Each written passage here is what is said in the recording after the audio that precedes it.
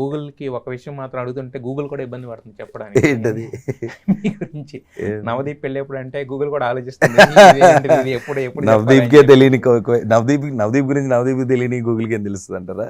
అదే నవదీప్ కూడా తెలియదా? అదే ఎందుకనండి, అంటే పెళ్ళంటే విరక్తా లేకపోతే అనే లేదండి. అంటే పెళ్లి కంటే ముందు మనం కంపానియన్షిప్ని ఎత్తుక్కోవాలి, వాళ్ళు కంపాటబుల్గా మనకు ఒక తోడు దొరకాలి. అంటే నా ఆలోచించే డైరెక్షన్ అటు పెట్టుకున్నా నేను. ఏదో వయసు అయిందని పెళ్ళనో అట్లా కాకుండా మనకి అంటే ఒక మనిషి దొరికినప్పుడు, ఒక ప్రేమ దొరికినప్పుడు ఆ మనిషితో మనం ఓకేరా లైఫ్ లాంగ్ వీళ్ళతో ఉండాలి అన్న ఆలోచన గురించి వెతుకుతున్నా పెళ్లి కంటే. సార్ అంటే ఇప్పుడు మనం ఒక నార్మల్గా మిడిల్ క్లాస్ ఫ్యామిలీ నుంచి స్టార్ట్ అయినా ఇప్పుడు మిడిల్ క్లాస్ ఫ్యామిలీ అనుకుందాం కొంతసేపు. అనుకోవడానికి కదా, నిజమే అది. నమ్మలేండి, బట్ కాకపోతే ఓకే మీకోసం ఓకే అంటున్నాను. ఎందుకు నంబర్ సార్? నా బ్యాంక్ అకౌంట్ నంబర్ ఇమ్మంటారు? లేదు సార్, మీది అంటే మీ ఫేస్ చూస్తే ఇందాక నాకు చాక్లెట్ బాయ్ అలా ఉంటుంది కాబట్టి మాకు అలా అనిపిస్తుంది. అయితే మిడిల్ క్లాస్ ఫ్యామిలీ నుంచి మనకి ఇంత క్యాలిక్యులేషన్స్ ఇంత ఉండదు. ఫస్ట్లో ఇంట్లో వాళ్ళు ఏంటంటే ఫస్ట్ పెళ్లి చేసుకోరని వాళ్ళకి ఉండే చిన్న కోరిక అదే ఉంటుంది.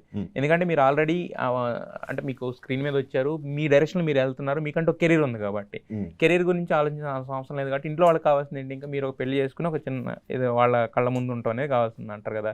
చేసుకోకుండా కళ్ళ ముందు ఉంటున్నాను ఇప్పుడు. అంతే, మరి చేసుకోకుండా ఉన్నప్పుడు వాళ్ళకి బాధ కలుగుద్ది కదా సార్? బాధనే కాదండి, అంటే వీడి స్టేట్ ఆఫ్ మైండ్ ఏంటనేది క్లియర్గా మనం అర్థం చెప్పినప్పుడు, ఆ కమ్యూనికేషన్ ఉన్నప్పుడు ఆ ప్రాబ్లం ఉండదు. వాళ్ళు అడిగారు, మీరు అన్నట్టుగానే ఒక పాయింట్లో అడిగారు ఏంటి అది ఇది అని. బట్ నేను సరే అది కాదు, ముందు నేను ఒక కెరీర్లో ఏదన్నా ఫస్ట్ నాకు ఒక బ్రేక్ కావాలి, ముందు అది లేకుండా ఇవన్నీ సెకండరీ, నాకు నా ఫోకస్ అక్కడ ఉందనేది నా స్టేట్ ఆఫ్ మైండ్. సో అది ఎక్స్ప్లెయిన్ చేసినప్పుడు సర్లేరా ఓకే అన్నారు. అది ఇది ఎక్స్ప్లెయిన్ చేయకపోవడం వల్ల ఆడియన్స్ అప్పట్లో గే అన్నారు, గుర్తుంది మిమ్మల్ని?